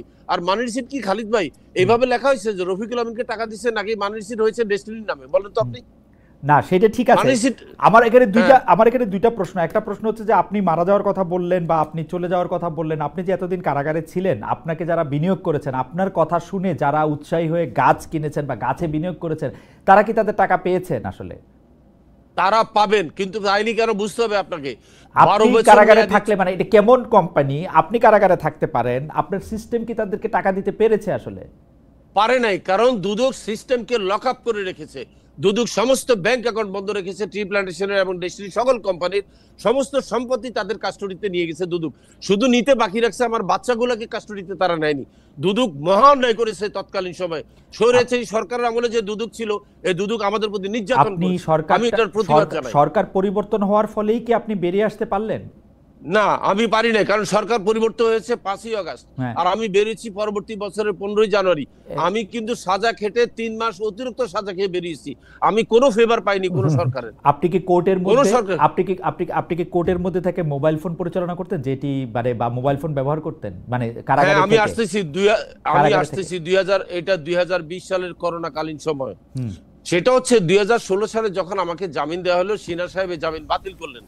বাতিল করে জেল কর্তৃপক্ষকে বলে দিলেন যে রফিকুল আমিন দরকার হলে জেলে বসে ব্যবসা পরিচালনা করবে, লোকজনকে নিয়ে মিটিং করবে, সে তাদের সাথে যোগাযোগ করবে সুব্রতর মতো। ওই যে ভারতের সাহারা গ্রুপের সুব্রতকে যে ফ্যাসিলিটি দেওয়া হয়েছে যে কারাগারে বসে সে সবার সাথে যোগাযোগ করবে, সেম ফ্যাসিলিটি আমাকে দেওয়া হয়েছে। এবং আপনি যদি ওই রায়টা দেখতে চান খালেদ ভাই, আপনাকে আমি পাঠিয়ে দেবো ইমেল করে, আপনি রায়টা পড়ে নেবেন। সেখানে এই রায়টা কি কোনোভাবে ইনফ্লুয়েন্স, মানে প্রশ্ন উঠে না, তখন তো হাসিনা ক্ষমতায়, বরং এই রায় দিয়ে আমার ক্ষতি করে দেওয়া হয়েছে। দিবে আমাকে জামিন, আমার জামিন রহিত করে আমার প্রতি অবিচার করেছে সুরেন্দ্র কুমার সিনহা, যেটা আমি তাকেও দায়ী করব। সে যে আজকে হাসিনার সম্বন্ধে সে বিভিন্ন রকমের কথা বলে, এই নাটকের নায়ক কিন্তু সে নিজ। আমাকে কেন আমার জামিনটাকে রহিত করে এই ধরনের একটা ক্যামোফ্লেজ ইয়ার মধ্যে ফেলাইছে যে আমি জেলে বসে ব্যবসা করতে পারবো, আমি জেলে বসে মিটিং করতে পারবো, রেজলিউশন করতে পারবো, ব্যাংক চেকে সই করতে পারবো। তারপর যখন এটা আমি স্বরাষ্ট্র মন্ত্রণালয়কে দেখাইলাম যে সুপ্রিম কোর্ট আমাকে সব ক্ষমতা দিয়ে দিছে, তখন স্বরাষ্ট্র মন্ত্রণালয় জানতে চাইছে তা আপনি এখন কি চান। আমি বলছি যেহেতু এখন করোনা, মানুষের সাথে সামনাসামনি কথা বলা যায় না, আমাকে মোবাইল ফোন ব্যবহার করার সুযোগ দেওয়া হোক। এবং তৎকালীন স্বরাষ্ট্র মন্ত্রণালয়ের সচিব, সুরক্ষা সচিব কিন্তু বলেছে প্রার্থীর এই আবেদনের প্রেক্ষিতে দ্রুত ব্যবস্থা নেওয়ার জন্য নির্দেশ দেওয়া হলো কারা কর্তৃপক্ষকে। এবং কারা কর্তৃপক্ষ জানে আমার এই ঘটনার পরে কিন্তু কারা কর্তৃপক্ষ কিন্তু একটা ইনভেস্টিগেশন করেছে। আপনাকে আমি বলি রিপোর্টটা কি ছিল। রিপোর্টে কারা কর্তৃপক্ষ বলেছে টিমটা যে 3 জনের কমিটি ছিল, তারা বলেছে রফিকুল আমিন ফোন ব্যবহার করার ব্যাপারে নির্দোষ। কারণ তার পারমিশন ছিল সুপ্রিম কোর্টে, আমি শুধু এই পর্যায়ে পারমিশন ছিল। জি, আমি শুধু এই পর্যায়ে পারমিশন ছিল। আমি শুধু এই পর্যায়ে একটা জিনিস জানতে চাই, তারপর আবার আমি একটু শওকত ভাইয়ের কাছে যাব। সেটা হলো যে এর আগে আমরা আপনি যখন কারাগারে বাইরে ছিলেন, আপনার বিরুদ্ধে যখন মামলাগুলি হয় নাই, যখন ডেস্টিনি আপনি চালাইতেছিলেন, তখন আমরা দেখতেছিলাম যে বিপুল সংখ্যক লোক আপনার পাশে দাঁড়িয়েছিলেন, বিপুল সংখ্যক লোক আপনাকে সমর্থন করেছিলেন, তারা আপনাকে নিয়ে অনেক আশা করেছিলেন। আজকে যখন আমরা এই অনুষ্ঠান করছি, আজকে যখন আপনি একটি রাজনৈতিক দলও করেছেন, তখন এত লোককে কিন্তু আপনার পাশে দেখছি না। আমি যখন আমার প্ল্যাটফর্মটি দেখছিলাম, আমি বারবার আমার প্ল্যাটফর্মটি আমি দেখতে থাকি। অন্য কোনো সময় আমার মনে আছে জনাব রফিকুল আমিন যখন ইন্ডিপেন্ডেন্ট টেলিভিশনে আমি থাকতে সময় যখন তিনি এটি বলছিলেন, আমাদের তখন এই রকম সোশ্যাল মিডিয়া ছিল না, শুধু মেসেজ নেওয়া যেত, একটা নাম্বার পুশ করে। আমাদের সেই ব্যাপারটা হ্যাং করেছিল। এত বিপুল সংখ্যক লোক আপনাকে আসলে আপনার উপরে ভরসা রেখেছিল, আপনাকে সমর্থন জানিয়েছিল। এখন কিন্তু তার আমি যদি বলি কোয়ান্টিফাই করি, আমি 100 ভাগের 1 ভাগও দেখতে পাচ্ছি না। আমার মনে হয় এটা সঠিক নয়। আপনি একটু খেয়াল করার চেষ্টা করেন, আমার যারা বিনিয়োগকারী আমার কাছ থেকে সঠিক তথ্য পেয়েছে তারা সবাই চুপচাপ আছে, তারা জানে পাবে। এদের সংখ্যা নেহাত কম, এদেরকে আমি দোষ দিচ্ছি না বাবা, তারাও তো বিনিয়োগকারী। এখানে বিষয়টা হচ্ছে পারসেপশন, কে কাকে কোন দৃষ্টিভঙ্গিতে দেখতেছে। দেখেন, অর্ধেক পরিপূর্ণ গ্লাস কিন্তু আপনি বলতে পারেন এই গ্লাসটা হাফ ভরা, কিন্তু একজন চ্যালেঞ্জ করবে আপনাকে যে এটা হাফ খালি, আপনি তর্ক করে জিততে পারবেন না। না, তর্ক করে আমি জিততে পারবো না। কিন্তু প্রথম কথা হলো যে আমি অঙ্ক করে, আমি যে মেসেজটা আমি অঙ্ক করে মেসেজটা রফিকুল আমিন ভাই, আপনি যে সিস্টেম করছেন সেটা আমি অঙ্ক করেও জিততে পারতেছি না আসলে। এটা অঙ্ক করেও আমি এটা কোথাও পৌঁছাইতেছে না। সেটা নিয়ে একটা আলাদা তর্ক একদিন হইতে পারে। আপনি যে আমি আপনাকে মেসেজটা দিই, আমরা পার্সেন্টেজ দেখার দরকার নাই জনপ্রিয়তার। আমি যেটা বলতে চাচ্ছি, আপনার মাধ্যমে আমি একটা মেসেজ পৌঁছাইতে চাই আমার সম্মানিত বিনিয়োগকারীদের কাছে। এদের প্রত্যেকের বিনিয়োগ সুরক্ষিত, এবং বর্তমান ম্যানেজমেন্ট যারা আছে, যাদেরকে হাইকোর্ট থেকে নিয়োগ দেওয়া আছে, এদেরও সক্ষমতা আছে এদের টাকা ফেরত দেওয়ার। যদি এদের সক্ষমতা না থাকে, তাহলে আপনার মাধ্যমে আমি একটা প্রস্তাব দিই, সেটা হচ্ছে আমাকে ভারপ্রাপ্ত দায়িত্ব দেওয়া হোক যে রফিকুল আমিনের টাকা ফেরত দেওয়ার জন্য আপনাকে ইনচার্জ দেওয়া হলো। আমাকে না, এটা তো আপনি আমার মাধ্যমে দিতেছেন বটে, কিন্তু তার আগে ওইটা আপনি দিয়েছেন যে আপনাকে আসলে ওই পরিশোধে নেওয়া হলে আপনি এটা পরিশোধ করে দিতে পারবেন। অবশ্যই পরিশোধ করে দিতে পারবেন, কিন্তু ফ্যাক্ট রিমেন্স টাকা দেওয়ার সক্ষমতা আছে, কিন্তু দিতে পারবো না। কি শুনেন, লাভ দিতে পারবো না, কারণ আমাকে তো 12 বছর আটকে রাখা হয়েছে, আমি তো লাভ করতে পারিনি। আমার গাছগুলা কেটে সহায় দেওয়া হয়েছে, তাই না? গাছের গোড়াগুলো এখনো আছে। এখন আপনি বলবেন তাহলে কোত্থেকে দিবেন? আমি তো সব টাকা গাছে বিনিয়োগ করিনি, আমি তো সম্পত্তি কিনেছি, আমি তো ব্যবসা প্রতিষ্ঠানে লাগাইছি। এই ট্রি প্ল্যান্টেশন কোম্পানি কম বেশি 14টা কোম্পানির মালিক, আপনি জানেন? এর আন্ডারে আরো 14টা কোম্পানি আছে। এই সবকিছুর মালিক কিন্তু 17 লক্ষ ডিস্ট্রিবিউটর। রফিকুল আমিন ভাই, আপনি কিন্তু সাক্ষী থাকলেন। আমি আপনাকে বইলা রাখছি, অনেক দর্শক আমাকে অভিযোগ করতেছে তাদের কারো গাছ নাই, তাদের কারো বিনিয়োগ নাই, এবং আপনি এইখানে আইসে আপনার পক্ষে যে আপনি যুক্তি দিতেছেন, আমি এইটা করতেছি আমার কোনো ব্যক্তিগত স্বার্থ থেকে নাকি? আপনি আমার এইটা আপনি আপনার জায়গা থেকে আমি আশা করব যারা আপনাকে বিনিয়োগ করছেন তাদের জন্য আপনি নিশ্চয়ই এইটা নিশ্চয়ই আপনার মাথায় আসে বা মাথায় থাকবে। মহিউদ্দিন ভাই, আপনি সত্যটাকে উদ্ঘাটন করার চেষ্টা করতেছেন, আই রেসপেক্ট ইউ, আমি জানি। আপনি সত্যটাকে তুলে ধরতে চাচ্ছেন দুই পক্ষ থেকে, এখানে আপনি কোনো পক্ষ নন। না, এটা তো আপনি মুখে বললে হবে না। আপনি যদি আমাকে তলে তলে টাকা দেন, তাহলে তো আর এটা আমি আপনাকে বললে হবে না। আপনি বরং আপনার বিনিয়োগকারীদের টাকা পরিশোধ করেন, যারা আপনার থেকে টাকা নিচ্ছে তাদের টাকা আপনি দিতে চেষ্টা করেন, সেইটা হবে হচ্ছে যে বিষয়। আমি আপনাকে তলে তলে টাকা দিলে এটা হবে মানি লন্ডারিং। আপনাকে আমার ডলারে দিতে হবে, টাকা দিলে নিতে পারবেন না। আপনার কাছে আপনার পার্টিতে আমরা দেখতে পাচ্ছি যে আপনার যে নতুন পার্টি জনতা পার্টি বাংলাদেশ, সেই জনতা পার্টি বাংলাদেশের চেয়ারম্যান হয়েছেন চিত্রনায়ক ইলিয়াস কাঞ্চন, যিনি একটি সামাজিক আন্দোলন করছিলেন, নিরাপদ সড়ক চাই। রাজনীতিবিদ হিসাবে বলি আর বাংলাদেশের রাজনীতিতে দীর্ঘকাল পর্যবেক্ষণের কথা বলি, ইলিয়াস কাঞ্চনকে আপনার উপরে রাখা বা আপনার সঙ্গে রাখা, সেইটা কি মানে এই সিদ্ধান্তটার পেছনে যদি আপনি একটু আমাদের কারণ বলেন। আরেকটা বিষয় হচ্ছে যে রাজনৈতিক দল করে এই যে বাংলাদেশ জনতা পার্টি বাংলাদেশ করে আপনি আসলে কি অর্জন করতে চান, আপনার লক্ষ্য কি, যদি আমরা সামনের ইলেকশনটাকে একটা গোল পোস্ট ধরি? প্রথমত হচ্ছে ইলিয়াস কাঞ্চন সাহেব আমাদের সমাজে একটি সার্থক আন্দোলনের একটা সার্থক পুরুষ বলে আমি মনে করি। এই সড়ক দুর্ঘটনার হ্রাসে নিরাপদ সড়কের আন্দোলন করে তিনি গোটা বাংলাদেশকে নাড়িয়ে দিয়েছেন, এবং তার একটা উপলব্ধি হয়েছে যে আসলে রাজনীতি ছাড়া এই সমস্যার সমাধান করা যাবে না। কারণ আমাদের রাজনীতির একটা বড় অংশ জুড়েই আছে মানে দুর্বৃত্তায়িত পরিবহন ব্যবস্থা। মালিক শ্রমিক এরা সরকারকে জিম্মি করে রাখে এবং এই আন্দোলনকে ব্যর্থ করে দিতে চায়। ইলিয়াস কাঞ্চনের মধ্যে আমি একটা লক্ষ্য করেছি, তার মধ্যে একটা খুব বিনয়ী মন আছে, এবং সাধারণ মানুষের প্রতি তার একটা মমতা আছে, এবং তিনি অত্যন্ত ধর্মপ্রাণ একজন মানুষ। তো তিনি যখন আমাকে বললেন যে আমি একটি পার্টি করতে চাই, তখন আমিও বললাম যে আমরা তো একটি পলিটিক্যাল পার্টি করার জন্য প্রায় 2-2.5 বছর ধরে কাজ করছি, আমরা একত্রে কিছু করতে পারি কিনা। সেই জায়গায় ইলিয়াস কাঞ্চন সাহেব আমাদের কাছে এসছেন। ইলিয়াস কাঞ্চন সাহেবের অন্তর্ভুক্তি, মানে আমি মহাসচিব, উনি প্রেসিডেন্ট, উনি আমার বয়সেও বড়, এবং আমি মনে করি আমি সাংবাদিকতা করে যতটা না আমি এগিয়েছি, মানে আমার সেক্টরে আমি বলবো আমার তো অপূর্ণতা আছেই।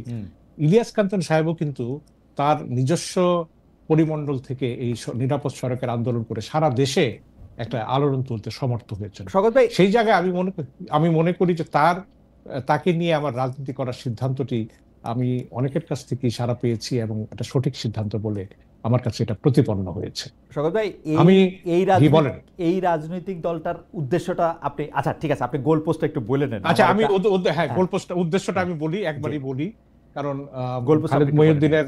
খালেদ মহিউদ্দিনের প্রশ্ন করার স্টাইল কিভাবে, এগুলি আমি আমার অভিজ্ঞতা আছে তো। জি ভাই, গোল পোস্টটা বলেন। প্রথমত হচ্ছে, যখন আমরা গত 2 বছর ধরে একটা চিন্তা করছি ওই ফ্যাসিবাদ থাকার সময় থেকে যে একটা আলাদা রাজনৈতিক দল করা উচিত, এর প্রথম উপলব্ধি সেটা হচ্ছে যে আমাদের রাজনৈতিক দলগুলো বিগত 15 বছরে জনগণের আকাঙ্ক্ষা পূরণ করতে পারেনি। তারা একটি গণ অভ্যুত্থান করতে ব্যর্থ হয়েছে।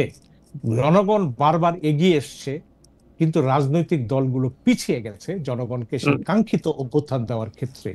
আমাদের ইনসাফ কায়েম কমিটির আদর্শ ছিল যে আমরা গণ অভ্যুত্থানকে এগিয়ে নিয়ে যেতে চাই, যেটা নিয়ে আমার সঙ্গে মত পার্থক্য হয়েছে, কিন্তু আলটিমেটলি তো তাই হলো।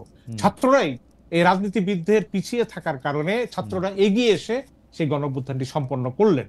তো এই জায়গায় আমি বলবো রাজনৈতিক দলগুলো একটা গুরুতর ব্যর্থতার পরিচয় দিয়েছে। দ্বিতীয়ত, বাংলাদেশের 54 বছরের ইতিহাসে বিদ্যমান রাজনৈতিক দলগুলো কিন্তু জনগণকে তার প্রত্যাশিত গণতন্ত্র উপহার দিতে পারেনি। এটা আপনি যদি বলেন এখন প্রত্যাশিত গণতন্ত্রের মাত্রা কি, এটা আমি সময় লাগবে, আমি অনেক বুঝিয়ে বলতে পারবো। থার্ডলি, গণ অভ্যুত্থান যেটা হয়েছে, এই গণ অভ্যুত্থানটা হয়েছে একটা ফ্যাসিবাদের বিপক্ষে, ফ্যাসিবাদকে উপড়ে ফেলার জন্য, এবং এই ফ্যাসিবাদের তোষণ এবং পোষণকারী হিসাবে তারা ভারতকে চিহ্নিত করেছে। এই ভারত আমাদের এই জনগণের উপর আওয়ামী লীগের মাধ্যমে ফ্যাসিবাদটা চাপিয়ে দিয়েছে। কিন্তু আমরা গণ অভ্যুত্থানের পরে লক্ষ্য করলাম, গণ অভ্যুত্থানের আরেকটি লক্ষ্য ছিল নতুন রাজনৈতিক বন্দোবস্ত। আমরা ধীরে ধীরে লক্ষ্য করছি যে সংস্কারের প্রশ্নে, ফ্যাসিবাদকে স্থায়ীভাবে নির্মূলের প্রশ্নে এবং ভারত বিরোধিতার প্রশ্নে বড় রাজনৈতিক দলগুলো আপোষকামিতা দেখাতে শুরু করেছে। আপনি বলতে পারেন কিভাবে? তারা মনে করছে যে নির্বাচনে জিততে হলে ভারতের সহযোগিতা লাগবে, বা ভারতের একটা মৌন সম্মতিও প্রয়োজন আছে। সেই কারণে তারা ভারতের বিষয় থেকে তারা আস্তে আস্তে সরতে শুরু করেছে। এতে করে আমি মনে করি গণ অভ্যুত্থানের চেতনায় একটা নতুন রাজনৈতিক শূন্যতা সৃষ্টি হয়েছে। আওয়ামী লীগের বিদায়ের কারণে নয়, আমাদের বিদ্যমান দলগুলোর রাজনৈতিক আচরণের কারণেই একটা শূন্যতা তৈরি হয়েছে। এবং এনসিপি যেটা করবে বলে আমরা আশা করেছিলাম, এনসিপিও সেই মাত্রায় আমাদের প্রত্যাশাটা পূরণ করতে পারেনি। তখন আমরা সিদ্ধান্ত নিয়েছি যে রাজনীতিটা আমাদের দল করব। আচ্ছা শওকত ভাই, এই রাজনৈতিক দল করাটার ক্ষেত্রে আপনারা কি সরকারের কোনো এজেন্সির, মানে ডিজিএফআই, এনএসআই যেরকম আমরা শুনি, সেরকম কোনো সুবিধা পেয়েছেন, সুযোগ পেয়েছেন? আপনাদেরকে বলা হয়েছে, আপনারা মিটিং করেছেন, এরকম কি হয়েছে? আমাদের সঙ্গে সরকারের কোনো সংস্থার কোনো যোগাযোগ নেই, সরকারেরও কারোর সঙ্গে যোগাযোগ নেই, এবং আমরা আমাদের মর্জি মাফিক এই দলটি করেছি। আপনারা জানেন, বর্তমান সরকার যদি এনসিপি কে মৌখিক সহযোগিতা দিচ্ছে, বা কোনো কোনো উপদেষ্টা আমি জানি নিশ্চিতভাবে তারা সহযোগিতা করছেন, কিন্তু আমরা কারো কাছ থেকে কোনো সহযোগিতা নেইনি। এবং ইউনূস সরকারও কিন্তু কোনো ডিজিএফআই, এনএসআই, স্পেশাল ব্রাঞ্চ কাউকে কোনো এমপ্লয়ও করেনি যে বাংলাদেশের নতুন একটা রাজনৈতিক দল গঠন করার ক্ষেত্রে তোমরা কাজ করো, অথবা যারা আছে তাদেরকে আমার পক্ষে ভাগাও। এটা সরকারের এজেন্ডাও নেই বলে আমি বিশ্বাস করি। আমরা যেটা করছি, দল চালানোর ক্ষেত্রে আমরা বলেছি আমরা নিজেদের মধ্যে চাঁদা তুলি আমরা দল চালাচ্ছি, এবং এটা আপনারা দেখবেন যে আমরা একটা উদ্বোধনী অনুষ্ঠান করেছি একটা 5 স্টার হোটেলে, কিন্তু আমরা যে খরচ করছি সে খরচটার কথা শুনলে আপনারা আশ্চর্য হয়ে যাবেন। সামান্য মাত্র 3 লাখ টাকার খরচে আমরা একটা পার্টি করেছি। এখন আমরা আমাদের হিসাব সবসময় আমরা জনগণকে জানাবো যে আমরা কিভাবে আমরা টাকা খরচ করে আমরা অনুষ্ঠানটা করছি এবং আমাদের রাজনৈতিক কার্যক্রম কি। আমরা একটি অফিস নিয়েছি এবং একটি রাজনৈতিক ইশতেহারের মধ্য দিয়ে আমরা আত্মপ্রকাশ করেছি। সেটা আমরা বলেছি এই রাজনৈতিক ইশতেহারে যে আমরা কি করতে চাই। আমরা এই স্বাধীনতার 3 লক্ষ্য, সাম্য, মানবিক মর্যাদা এবং সামাজিক ন্যায় বিচার প্রতিষ্ঠার লক্ষ্যে 71 এবং 24-এর চেতনার সম্মিলনে আমরা নতুন বাংলাদেশ গড়তে চাই। এটা হচ্ছে পরিষ্কার। এবং মধ্যপন্থা দল হিসাবে আমরা বলেছি যে মধ্যপন্থী দল মানে হচ্ছে একটা আপোষমূলক অবস্থান। আমরা মধ্যপন্থী, কিন্তু আমরা পবিত্র কোরআন শরীফের সূরা বাকারাতে মধ্যপন্থীর যে ব্যাখ্যা আছে, আল্লাহ বলেছেন আমি উম্মতে মুহাম্মদীদেরকে মধ্যপন্থী জাতিতে পরিণত করেছি, বিনয়ী, ভদ্র, কিন্তু আল্লাহর সৎ কাজের আদেশ দেওয়া এবং অসৎ কাজকে নিষেধ করার ক্ষেত্রে আপোষহীন। আমরা সেই মধ্যপন্থী জাতি, এটা আমার দল। এবং আরেকটি হচ্ছে, খালেদ আরেকটা কথা বলে নেই, অনেকগুলো দল আত্মপ্রকাশ করেছে। এক দল আগের নির্বাচন কমিশনের নিবন্ধন পায়নি, আরেকজন না পেয়ে হাইকোর্টে গেছে, হাইকোর্ট থেকে পেয়েছে, আরেকবার নতুন হয়েছে। এর মধ্যে 2-1টি ছাড়া বাকিগুলো হচ্ছে বি টিম। বি টিম মানে ওই বিএনপি যে বলে রেখেছে জাতীয় সরকার গঠন করবে সব দলকে নিয়ে, জামাতে বলেছে যে এক বাক্সে সব ভোট করব, এগুলো হচ্ছে কি তাদের এই প্রণোদনায় নতুন অনেক রাজনৈতিক দল হচ্ছে যে আমার যদি একটা আসন পাওয়া যায়, একটা এমপি পাওয়া যায়, এই কারণে তারা ওইদিকে ছুটছে। এবং বিএনপি, জামাত ইসলামী, আমরা কেমনে বুঝবো যে আপনি সেরকম জন্য দন করেন নাই? না, আপনি তো আমাকে ব্যক্তিগতভাবে চিনেন, আমি ওই প্রণোদনায় পা দেওয়া মানুষ নই। তাহলে তো আমার বিএনপি ছাড়ানি প্রশ্ন আসতো না। আমার যদি দেখতে হতো বিএনপি কে আপনি ছাড়ছেন, বিএনপি তো আপনাকে মানে বিএনপি না আপনাকে ছাড়ছে না, তার বিএনপি যেই কারণে ছাড়ছে সেই কারণের মধ্যে তো আমি নাও যেতে পারতাম, সেই কারণের মধ্যে তো আমার যাওয়ার দরকার ছিল না। আমি কেন মনে করেছি, আমি মনে করেছি যে পার্টির মধ্যে থেকেও পেশাজীবী হিসাবে, সাংবাদিক হিসাবে আমাদের একটা স্বতন্ত্র ভূমিকা থাকা প্রয়োজন। যেই কারণে 21 ফেব্রুয়ারিতে গুলির পর সর্বপ্রথম প্রতিবাদটা করেছিল আজাদ সম্পাদক, পার্লামেন্ট মেম্বার আবুল কালাম শামসুদ্দিন সাহেব। তিনি তো মুসলিম লীগের মেম্বার ছিলেন, তিনি তো তার পার্টির বিরুদ্ধে বিদ্রোহ করে যে তুমি কেন গুলি করে বেরিয়ে এসছেন। এই ধরনের ইতিহাসকে ভুলে যাওয়া যাবে না। আব্দুল সালাম সাহেব যে এডিটোরিয়াল লিখে চাকরি হারিয়েছেন, প্রতিবাদ করেছেন যে তুমি মুজিব, তুমি কনস্টিটিউয়েন্ট অ্যাসেম্বলি ইলেকশন আগে দাও, পার্লামেন্ট ইলেকশন দিও না। তো সাংবাদিকরা দল করবে, রাজনীতি করবে, তার মধ্যে একটা স্বাতন্ত্র পেশাজীবী, স্বাধীন পেশাজীবী ভূমিকায় তারা পালন করবে। এটাই আমি করতে চেয়েছি।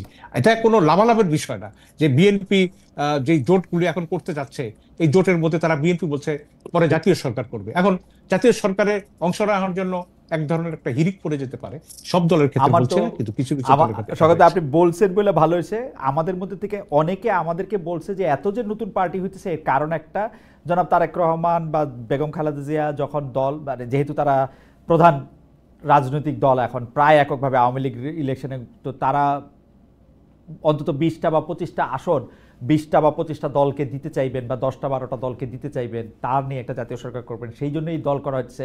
রফিক ভাইও মনে করছে বিএনপি তাকে এমপি বানাবেন এবং রফিক ভাই পার্লামেন্টে বক্তৃতা দিবেন। অনেকে আমাকে এরকম কথা বলছেন। যাই হোক, সকাল থেকে আপনি এই বিষয়টা পরিষ্কার করছেন। আমি তার আগে একটু রফিকুল আহমেদ ভাইয়ের কাছে আসতে চাই যে ওই পলিটিক্যালি ওনার সাথে আসলে বিএনপির সরকারের কার সাথে কি কথা হচ্ছে সেটা জানার জন্য।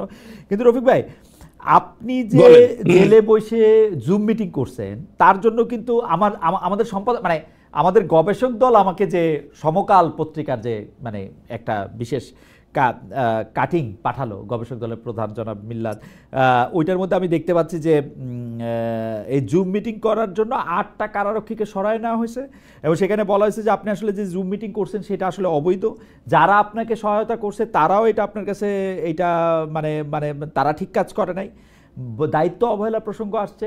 আপনি তো আসলে রফিক ভাই, আপনি দেখেন, আপনি এত কনভিন্সিং, এত সুন্দর করে কথা বলেন এবং আপনার টাকা আসে, ক্ষমতা আসে, আপনি তো বাংলাদেশের বিভিন্ন আইন কানুন বিভিন্ন সময়, যেটাকে বলা ঠিক ভাঙা না কিন্তু মচকানো, ব্যান্ড করা, কোনো সময় গোল করা, কোনো সময় চুক্কা করা, সেগুলি তো আপনি করতে পারছেনই, তাই না?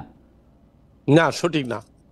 এটা একটু ক্লিয়ার করি। প্রথম কথা হচ্ছে যে 17 জন কারারক্ষীকে অস্থায়ী ভিত্তিতে করা হয়েছে, প্রত্যাহার করে নেওয়া হয়েছে। এরা প্রত্যেকে চাকরি ফেরত পেয়েছে পরে এবং তাদের ক্ষতিপূরণ দিয়েছে। যখন তদন্তে দেখা গেছে আমি নির্দোষ এবং আমার ব্যাপারে কিন্তু তদন্ত হয়েছে 3 সদস্য বিশিষ্ট কমিটিতে, সেখানে তারা যখন দেখলো যে 2টা এভিডেন্স পেয়েছে আমার কাছে, একটা হচ্ছে মহামান্য সুপ্রিম কোর্টের আপিল বিভাগের রায়ের কপিটা আমরা দেখিয়েছি, যেটা আমি দেখানোর পরে তখন একজন ডেপুটি জেলার কিন্তু আমার পক্ষে সাক্ষী দিয়েছে।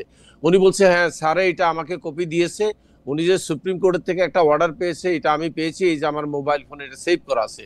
তখন তৎকালীন সময় যে 3 জন কমিটির মেম্বার ছিল, তখন তারা ওদিকে তাকিয়ে বললো, তুমি এই কথা আমাদেরকে আগে জানাও নাই কেন?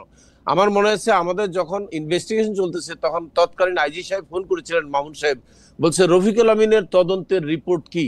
তখন তারা বলছে, স্যার উনি নির্দোষ, উনি কিন্তু আইনি প্রক্রিয়ার মধ্যে থেকেই কিন্তু উনি কথাটা বলেছে। কারণ এখানে সুপ্রিম কোর্টের রায়ের মধ্যে লেখা আছে, we directed to the central jail Keraniganj to support this applicant all sorts of cooperation as when necessary in the purpose of, এই যে লেখছে, আমরা যেন গাছের টাকাগুলো মানুষকে দেওয়ার জন্য তাদের সাথে মিটিং করতে পারি, তাদের সাথে আমরা লেনদেন করতে পারি, ব্যাংক অ্যাকাউন্টগুলোকে আমার ব্যাংক সিগনেচার করার পারমিশন দিয়েছে। এখন কথা হচ্ছে জুমের কথাটা কেন আসলো? তখন কোভিড চলতেছে, কোভিডে আমার সাথে সামনাসামনি দেখা করা নিষেধ করে দিয়েছে। তখন আমি স্বরাষ্ট্র মন্ত্রণালয়ে একটা দরখাস্ত করেছি, যেহেতু দেখা করা যাচ্ছে না, তাইলে আমাকে ফোনে কথা বলার সুযোগ দেওয়া হোক।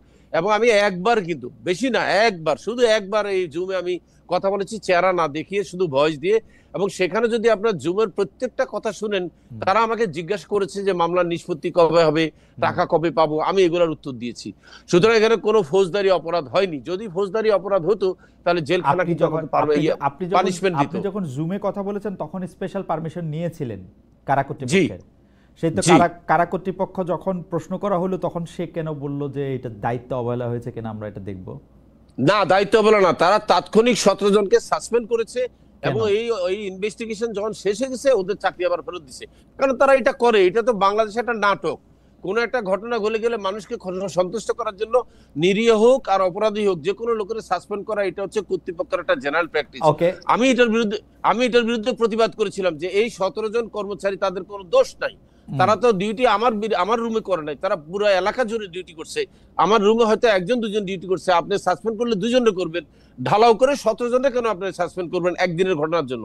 আর ঘটনাটা ঘটেছে একদিন রমজান মাসে রাত 12টা থেকে রাত 2টা, এর ভিতর আমি 23 মিনিট না 24 মিনিট কথা বলছি। তাহলে আপনাকে বুঝতে হবে 23-24 মিনিটের কথার জন্য 17 জনকে সাসপেন্ড করা যায় না, তাই না? না, সেটা আমরা জানি না। আপনি এখন রাজনৈতিক দল নিয়ে একটু বলেন তো। আপনি রাজনৈতিক দলটা যেটা করছেন, সেই রাজনৈতিক দলের কি একটা উদ্দেশ্য হচ্ছে এই, যেহেতু বিএনপির পক্ষ থেকে জাতীয় সরকারের ঘোষণা দেওয়া হয়েছে, এবং এই জাতীয় সরকার প্রসঙ্গে কিন্তু আসলে জামায়াতে ইসলামী বা এনসিপি বা যারা বাম দলগুলি যারা আছেন, গণসংহতি আন্দোলন, তাদেরও বড় কোনো আপত্তি নাই। তারাও চান এককভাবে একটা দলের কাছে ক্ষমতা বা একটা গোষ্ঠীর কাছে ক্ষমতা না গিয়ে বিভিন্ন জনের কাছে, বিভিন্ন দলের কাছে ক্ষমতা চান। তো সেই বিভিন্ন দল হিসেবে বিবেচিত হওয়ার জন্য কি রফিকুল আমিন ভাই আপনি তড়িঘড়ি করে কি আম জনগণ পার্টি করলেন? না, সঠিক না। আমি আসন প্রত্যাশী বা পদ প্রত্যাশীর জন্য যারা রাজনীতিতে আসেনি, আমি একটু পরিষ্কার করতে চাই মহিউদ্দিন ভাই, যেহেতু আমাকে সুযোগ দিয়েছেন। আমি রাজনীতিতে নেমেছি নির্যাতনের বিরুদ্ধে প্রতিবাদ করা, অন্যায়ের বিরুদ্ধে প্রতিবাদ করা। আইনের শাসন উঠে গেছে। আপনি যদি জানতেন, আমাকে আরো একদিন এককভাবে ডেকে আমার থেকে ম্যারাথন নেন, উইটনেস নেন, আমি দেবো। জেলখানায় যে দুর্নীতি, আদালতে যে দুর্নীতি, দুদকের ভিতরে যে দুর্নীতি, গারদখানায় যে দুর্নীতি আমি দেখেছি, এগুলো সবগুলোর আমি উইটনেস। এগুলো দেখার ভিতরে আমার ভিতরে একটা প্রতিবাদী মন হয়ে উঠছে যে কোনো একদিন যদি আমি ছাড়া পাই, আমি এই দুর্নীতির বিরুদ্ধে প্রতিবাদ করব, এমন একটা মঞ্চ করব, রাজনৈতিক মঞ্চ, যেখানে এই আমরা আপনাকে কেন বিশ্বাস করব যে আপনি দুর্নীতির বিরুদ্ধে প্রতিরোধ করবেন? কারণ আপনি জেলখানায় যাওয়ার আগে বা যখন কোম্পানিটি করেছেন, অনেকেই বলেছেন যে আপনি রাষ্ট্রীয় আইন বাংলাদেশের মানুষের ক্ষেত্রে প্রয়োগ করার ক্ষেত্রে আপনি যদি নাও ভেঙে থাকেন, আপনি তার ফাঁক ফোকর বের করে আপনি নিজের সুবিধায়, নিজের স্বার্থে সেগুলি কাজে লাগিয়েছেন। সঠিক নয়, এটা সঠিক নয়। আর আমি রাজনৈতিক দল করেছি কোনো পদপ্রত্যাশীর জন্য, আসন প্রত্যাশী, আসন ভাটোয়ারা, এগুলো আমি বুঝিও না, এগুলোর মধ্যে আমি নাই। আমি কিন্তু বলে দিয়েছি, আমি এখানে রাজনৈতিক দল করেছি, সংসদে গিয়ে কথা বলবো, আমি একটা নির্বাচন করব, এই সমস্ত স্বপ্ন আমার মধ্যে নেই। আমার মধ্যে স্বপ্ন হচ্ছে আমি যোগ্য লোকেরা আমার দল থেকে মনোনয়ন দিয়ে আমি সংসদে পাঠাবো, যে জনগণের যোগ্য লোকেরা আপনার দল থেকে কেন দাঁড়াবে রফিকুল আমিন ভাই? আমি জানি অনেক যোগ্য লোক আছে অবহেলিত, যারা মনোনয়ন পদপ্রার্থী হইলেও তাদের টাকা পয়সার অভাবে, সুযোগের অভাবে তারা যেতে পারে না সংসদে। আমরা দেখে আমরা তো দেখে বিনা টাকায় তারা মনোনয়ন নেবে আমার দল থেকে। তারপরে ভোট করার জন্য আপনি তাদের টাকা দিবেন, ইলেকশন করার জন্য? কোনো দেয়া লাগবে না। আমার ভোট দেবে আমার লোকজন, যখন দেখবে যে আমরা ন্যায্য ভিত্তিতে একজনকে আমরা প্রার্থী দিয়েছি, যে সত্যিকার অর্থে সংসদে গিয়ে, মহান সংসদে গিয়ে জনগণের পক্ষে কথা বলবে। আমি বিশ্বাস করি যদি আপনি অন্যায়ের বিরুদ্ধে একবার যদি ভয়েস না উঠান, প্রতিবাদ না করেন, তাহলে কিন্তু এই অন্যায় প্রতিরোধ করা যাবে না খালেদ ভাই। এটা কাউকে না কাউকে আওয়াজ উঠাইতে হবে। এবং দেখেন গান্ধীজি, যেমন এই যে দেখেন মহাত্মা গান্ধী, যেমন দেখেন একটা জিনিস খেয়াল করেন, মানে রাজনৈতিক উদ্দেশ্যে পলিটিশিয়ানদের বিরুদ্ধে অনেক রকম মামলা ছিল, কিন্তু আওয়ামী লীগের আমলে মানে মানে ভালো ব্যবসায়ীরা তো মানে মানে আমি ভালো ব্যবসায়ী খারাপ ব্যবসায়ী মানে আওয়ামী লীগের আমলে যারা ব্যবসা বাণিজ্য করেছেন তারা ভাগাভাগি করে তারা আরাম করে ব্যবসা বাণিজ্য করছেন। আপনার বিরুদ্ধে অভিযোগটা পিওর আর্থিক লেনদেন সংক্রান্ত, ব্যবসা সংক্রান্ত, দুর্নীতি সংক্রান্ত ছিল। না, দুর্নীতি ছিল না, মানে খালেদ ভাই দুর্নীতি ছিল না, মানে নীতির বাইরেই দুর্নীতি, সেই অর্থে আমি বলতেছি নীতির বাইরে। আপনি তো না, আপনি ধারাটা যদি খেয়াল আচ্ছা করেন, আমি ঠিক আপনাকে আছে স্মরণ করে দিই। ঠিক আছে, ধারাটা মানি ছিল লন্ডারিং, বলি আমি মানি লন্ডারিং আইনের 4 2 এবং 3, দুর্নীতি বলা নাই, কারণ দুর্নীতি হলে তো এটা ভিন্নভাবে হতো। আচ্ছা ঠিক আছে, মানি লন্ডারিং, আমি বলি মানি লন্ডারিং, মানি লন্ডারিং, কিন্তু এইটার মধ্যে তো কোনো রাজনৈতিক উদ্দেশ্য ছিল না। আপনি তো শেখ হাসিনার বিপক্ষে একটা কথাও বলেন নাই। আমি রাজনৈতিক উদ্দেশ্য বলি নাই, রাজনৈতিক প্রভাব খাটিয়ে আমাকে যেভাবে জেনারেল তারেক সিদ্দিকী জেলে ঢুকিয়েছে, আমি তো এগুলো জানতে পেরেছি পরে। কেন রাজনৈতিক প্রভাব কাটাবে? আপনি তো প্রতিপক্ষ না, আপনাকে কেন রাজনৈতিক প্রভাব কাটাবে? আমি তো তার প্রতিপক্ষ ছিলাম। আমি তার ভুয়া দলিল দিয়ে একটা সম্পত্তি ক্রয় করতে অনীহা প্রকাশ করেছি ভাই। আমাকে বলা হয়েছে এই জমিটা কিনে আমাকে টাকা দেন, তাও কম টাকা না, কিন্তু 400 থেকে 500 কোটি টাকা। এটা কিন্তু আমি ভাই আমেরিকার যে নাগরিক, আপনি কি এটা প্রমাণ করতে পারবেন? আপনি কি এটা প্রমাণ করতে আমার কাছে শুধু প্রমাণ না তো, এটা তো কাগজপত্র এখনো আছে। প্রমাণের কি আছে? এটা তো আমরা দুদুকের যখন ট্রায়াল হয়, আপনি জানেন দুদুক কি করেছে, তৎকালীন অফিসাররা কৌশলে, শুনেন আমি বলি, সরি, এই কৌশলে দুদুকের যে আয়ু এবং বাদী, হ্যাঁ, সেই টাকার লেনদেনের জিনিসটা উত্থাপিত করে নাই, কিন্তু হিসাবে আছে। এখনো আমরা তারেক সিদ্দিকীর কোম্পানির কাছে 78 কোটি টাকা পাই, যেটা নিয়ে গেছে, আমাদের টাকাটা ফেরত দেয়নি। এখন কথা হচ্ছে, আপনি জানেন তৎকালীন স্বৈরাচারী সরকারের আমলে কত রকমের ম্যানিপুলেশন হয়েছে। আমাকে এমনও প্রস্তাব দিয়েছে যে আপনি বাংলাদেশ ছেড়ে চলে যান, আমরা আপনাকে ছেড়ে দেব। আমি বলছি আমাদের অপরাধটা কি? বলে যে সরকার বিব্রত। না না, সেটা তো আপনি বলতেছেন, কিন্তু রফিকুল আলম ভাই, আপনি যে মানে এটা এখন কেমনে বলা, তারপরে বলি, আপনি যে ভুয়া সম্পত্তি, ভুয়া কাগজপত্রের সম্পত্তি কিনেন নাই এমনও তো না। আপনার 45 লক্ষ বিনিয়োগকারীদের মধ্যে অনেকেই বলতেছেন যে আপনি কিছু সম্পত্তি, কিছু প্রপার্টি দেখাইছেন যেটা আসলে কোনো অস্তিত্ব নাই। সত্য না, এটা সঠিক না। আপনি তাদেরকে ডকুমেন্ট দেখাইতে বলেন, একদম সঠিক না, বানানো, মন গড়া। এটা বলে দিলাম, আপনি একদম মন গড়া। তাহলে আপনার সাথে সরকারের প্রবলেম হচ্ছে জনাব তারিক আহমেদ সিদ্দিকী, তার সরকারের নয়, দয়া করে একটু ক্লিয়ার করেন। সরকারের প্রভাবশালী একজন নেতা। আচ্ছা ঠিক আছে, যিনি সরকারের উপদেষ্টা ছিলেন প্রধানমন্ত্রীর, এবং উনি সেই প্রভাব খাটিয়ে আমাকে দুদকের আইন প্রয়োগ করে আমার প্রতি অন্যায় বিচার করে এমন কথা হয়েছে যে আমি যেন কোনোদিনই জেল থেকে বাইরে না পারি। এই ধরনের একটা তার প্রস্তাবটা কি ছিল? তার প্রস্তাবটা ছিল তার একটা প্রপার্টি আপনি কিনবেন 400 কোটি। তার প্রপার্টি নয়, তার স্ত্রী মালিক একটা প্রতিষ্ঠান আছে, সেখানে আমাকে সম্পত্তি দেখিয়ে বললো যে এই সম্পত্তিটা আপনি কিনেন। প্রথমে আমি বলেছি আমাদের কাছে এত টাকা নেই। তারপর আমরা যখন প্রপার্টির কাগজপত্র চেক করলাম, পুরো কাগজপত্র বানানো, আমি কিনতে রাজি হইলাম না।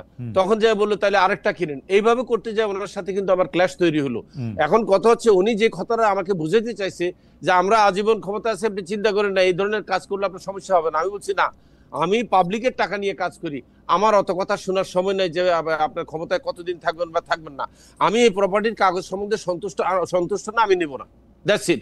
তখনই কিন্তু আমার বিরুদ্ধে প্রপাগান্ডা ছড়িয়েছে কতগুলো হলুদ সাংবাদিক দিয়ে পত্রিকায়, তারপর আমাকে ধরে নিয়ে গেছে। আপনি যদি খালেদ মদ্দিন ভাই একটা কাজ করেন, আমার কথা বিশ্বাস করার দরকার নাই, আপনি PW1 থেকে PW 219 পর্যন্ত সবগুলো আপনি স্টাডি করেন, দেখবেন হাস্যকর।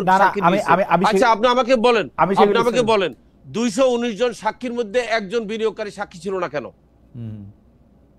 বলেন, এটা কি সম্ভব ছিল না? বিনিয়োগকারীরা ভয় পাইছে রফিকুল আমিন ভাই। আমি আপনাকে একদিন বলবো যে বিনিয়োগকারীরা সাধারণ বিনিয়োগকারী। একজন বরিশালের থেকে 2 লাখ টাকা বিনিয়োগ করা লোক আপনার বিরুদ্ধে সাক্ষী দেওয়া বা আপনার পক্ষে সাক্ষী দেওয়ার জন্য এখানে আসা, সে মনে করছে আমার টাকা গেছে আমি আর এসব আইন আদালতের মধ্যে না। কথা কিন্তু তা না, সে জানে টাকা সে রফিকুল আমিনের কাছে পায় না, সে জানে টাকা নিয়েছে ডেস্টিনি টি প্ল্যান্টেশনে। আরেকটা কথা বলি, অভিযোগ যদি করতে হয় 49 জন শেয়ার হোল্ডারের বিরুদ্ধে করতে হবে। সবাই এই টাকার লাভ পেয়েছে, শুধু আমি নয়, আমার সাথে 12 জন পরিচালক। আমি কেন একা টাকা ফেরত দেবো? এখানে আসতে হবে একটা মোহাম্মদ হোসেন, জেনারেল হারুন থেকে শুরু করে 49তম যে শেয়ার হোল্ডার আছে, সবাই টাকা ফেরত দেওয়ার জন্য দায়ী থাকতে হবে। সবাই টাকা ফেরত দিবে তো, সবাই টাকা ফেরত দিবে, এবং সবাই দিতে বাধ্য না। মহিউদ্দিন ভাই আপনি ভুল করতেছেন, সবাই দিতে বাধ্য না। সবাই কিন্তু লিমিটেড ফার্মের শেয়ার হোল্ডার। এবং Right. লিমিটেড ফার্মের শর্ত হচ্ছে লাইবিলিটি এবং লস ক্যান প্রফিট সব লিমিটেড, কিন্তু এখন কোম্পানি কিন্তু টাকা দেনা আছে। আজকে যদি এমন হতো যে কোম্পানির নামে কোনো সম্পদ নাই, কোম্পানি টাকা দিতে পারবে না, তখন আপনি শেয়ার হোল্ডারদেরকে দায়ী করতে পারতেন যে এরা সব টাকা ভাগাভাগি করে নিয়ে গেছে। আপনি দেখেন আমার সাথে যারা ছিল, আপনি শুনলে অবাক হবেন, এত বড় একটা প্রতিষ্ঠানের আমি 11 বছর যে আপনার ছিলাম, শেয়ার হোল্ডার ছিলাম। আপনি কি জানেন আমি কত টাকা ডিভিডেন্ড পেয়েছি? টোটাল 4.5 কোটি টাকা। স্টেটমেন্ট কে দিয়েছে? দুদক আমাকে দেখিয়েছে যে আপনি 4.5 কোটি টাকা ডিভিডেন্ড পেয়েছেন, তাই না? তাহলে আমি তো বেশি টাকা আয় করিনি। এখন দুদক কিন্তু বলে নাই আমি টাকা আত্মসাৎ করেছি আমাকে রিমান্ডে নিয়ে। দুদক ভিন্ন কথা বলেছে। দুদক বলেছে আপনাকে এতগুলা কোম্পানি করতে বলছে কে? আপনি মানুষের টাকা দিয়ে এত কোম্পানি করতে গেলেন কেন? আমি না, বলছি ঠিক আছে, পাবলিকের জন্য আমরা আমরা করেছি। আমরা এটা নিয়ে আবার একটা আলাদা আলোচনা করব। আলাদা জি। আলাদা আলাদা Thank আলাদা একটা you. আলোচনা নিশ্চয়ই আমাদের সঙ্গে এটা হবে, আপনি নিশ্চয়ই এটা ব্যাখ্যা করবেন। আমরা একটু জনাব শওকত ইনশাআল্লাহ। মাহমুদ ভাইয়ের কাছে যাই। ইনশাআল্লাহ। জনাব শওকত মাহমুদ ভাই, আপনি পেশাদার সাংবাদিক ছিলেন, সাংবাদিক নেতা ছিলেন দীর্ঘকাল। 5 আগস্টের পর অনেক সাংবাদিক অভিযোগ করেছেন, এইটা আমরা দেখতে পাইলাম যে জনাব ডেইলি স্টার সম্পাদক জনাব মাহফুজ আনাম ভাই ও এটা এরকম বলতেছেন যে সাংবাদিকের এই সময় আমরা সাংবাদিকদেরকে আরও অনেক বেশি নির্যাতনের শিকার হতে দেখতেছি। অনেক বেশি না, মানে হাসিনার আমলের চেয়ে বেশি না, কিন্তু নির্যাতনের শিকার হতে দেখতেছি। অনেকের বিরুদ্ধে মামলা হয়েছে, সেইটা আবার অনেক হাসিনার আমলের চেয়ে বেশি অনেকে বলতেছেন। সেইটা আপনারা আসলে কীভাবে দেখবেন? অনেক জায়গা থেকে হুমকি আসতেছে, এই মব সেইটা, এইটার মধ্যে থেকে এটা করবে। তুলনাটা আমি করতে চাই না, শেখ হাসিনার আমলে আসলে অনেকভাবে মিডিয়াকে নিয়ন্ত্রণ করা হয়েছিল, কোনোটা ভয় দেখায়, কোনোটা প্রলোভন দেখায়, কোনোটা, আপনি সেগুলি জানেন। এইটা এখন আপনি আসলে কি দেখেন? না, আমরা সাংবাদিকরা আজকে কাঠগড়ায় আছি অন্য পেশাজীবীদের তুলনায় অনেক বেশি। ইঞ্জিনিয়ার্স ইনস্টিটিউশন, ইঞ্জিনিয়াররা বা ডাক্তাররা বা কৃষিবিদরা আজকে এই সমাজের কাছে তাদের বেশি প্রশ্নের উত্তর দিতে হয় না, জবাবদিহি করতে হয় না, কিন্তু সাংবাদিকদের করতে হচ্ছে। এই কারণে কিছু কিছু সাংবাদিক অতি মাত্রায় এই ফ্যাসিবাদী সরকারের ফ্যাসিবাদের মানে বিস্তারে সহায়তা করেছে এবং এমন ধরনের ভূমিকা রেখেছে।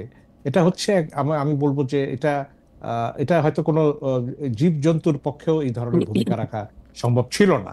এটা আমরা লক্ষ্য করেছি এবং এই কারণে আমরা দেখছি যে তার প্রেস কনফারেন্স হোক বা হাসিনার সঙ্গে মত বিনিময়ের সঙ্গে তারা অনেক কিছু করেছে এবং সবকিছু দখলদারিত্ব এবং ভিন্ন মতাবলম্বীদের চাকরি না দেওয়া, নির্যাতন করা, জেলে পাঠানো। আমি যে জেলে গেছি, আমাকে তো ইকবাল সোবহান চৌধুরীকে আমি যেহেতু আপনার টকশোতে বলেছি যে তিনি গোলাম আজমের পক্ষে সাক্ষ্য দিয়েছেন, আপনি আজকে তার কেন জামাতে তাদের বিরোধিতা করেন, পরের দিনই তো আমি অ্যারেস্ট হয়েছি। যাই হোক, এখন যে বিষয়টা হচ্ছে, এখন আমরা মুক্তভাবে সরকারের বিরুদ্ধে লিখতে পারছি, কিন্তু বিরোধী দলের বিরুদ্ধে লেখালেখির ক্ষেত্রে আমাদের যেমন স্বাধীনতার ক্ষেত্রে একটা কোথায় জানি একটা মানসিক একটা বিষয় আছে। বিরোধী দল বলছে আমাকে কিন্তু প্রশ্নবিদ্ধ করা হচ্ছে, আমাকে মিডিয়া ট্রায়ালে নেওয়া হচ্ছে। বিরোধী দল বলতে এখন আমরা বিএনপি কে বলছেন? বিএনপি কে বলছেন?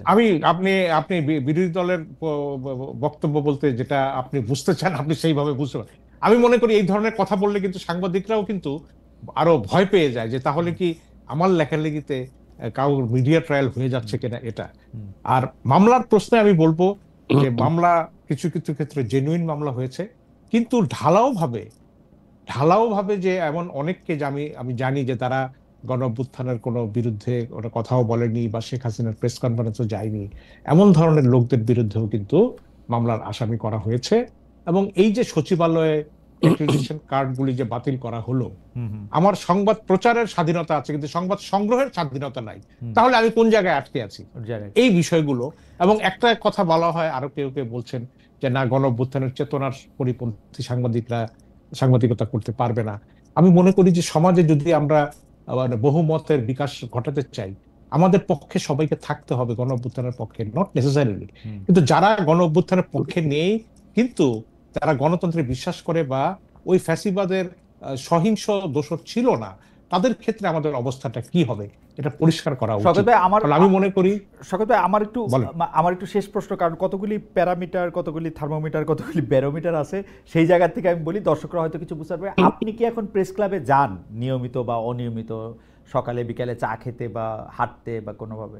না, প্রেস ক্লাবে আমি যেতে পারি না, কারণ প্রেস ক্লাবের ব্যবস্থাপনা কমিটি একটা সিদ্ধান্ত নিয়েছে যে যারা 24-এর ইলেকশন করেছে তাদের সদস্যপদ সাময়িকভাবে স্থগিত করেছে। আমার করেছে যুগান্তরের মালিক সালমা ইসলামের করেছে, কিন্তু আবার ইন্টারেস্টিংলি সমকালের মালিক একে আজাদেরটা করেনি, জি। বা আরো এরকম আছে।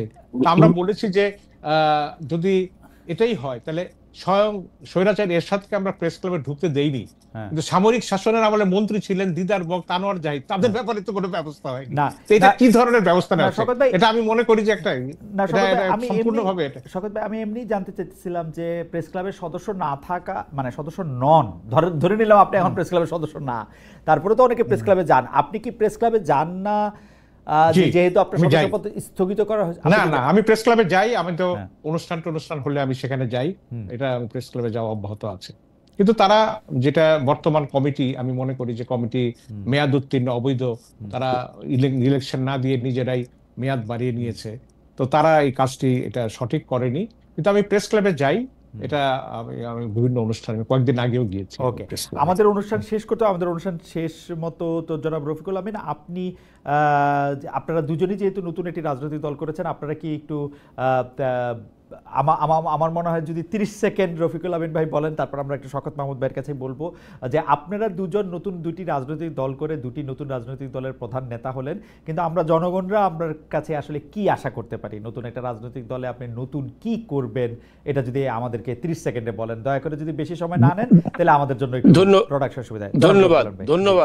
ধন্যবাদ। আইনের শাসন প্রতিষ্ঠা করা এবং বৈষম্যহীন রাষ্ট্র ব্যবস্থা ও সমাজ ব্যবস্থা প্রতিষ্ঠা করাই হচ্ছে আমাদের রাজ্যের মূল লক্ষ্য। Thank you so much. Shawkat ভাই, আপনি যদি কিছু বলেন।